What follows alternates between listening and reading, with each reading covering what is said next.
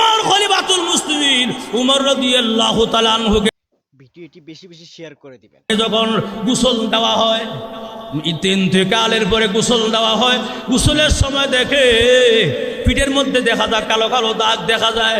এই অবস্থা সবাই বেকুল হয়ে গেল। আরে খলিফাতুল মুসলিমিন উমর, উনি রাষ্ট্রের প্রধান, উনার গায়ে আঘাত কেন রে? কেউ তো বুঝতে পারে না। ব্যাপারটা নিয়ে হইচই আরম্ভ হয়ে গেছে। কেন খলিফাতুল মুসলিমিন উমরের গায়ে কে হাত দিল? সাহস টাকার।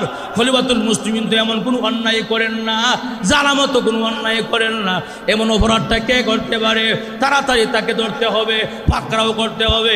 এমনি খলিফাতুল মুসলিমিন উমরের ঘর থেকে পরিবারের লোকেরা বলে, কাউরে বলতে হবে না রে, কাউরে ডাকতে হবে না, আমাদের উমর, আমাদের ঘরের উমর রাদিয়াল্লাহু তাআলা আনহু ওই নিজেকে নিজে আঘাত করে, নিজেকে নিজে প্রহার বলে। কেন?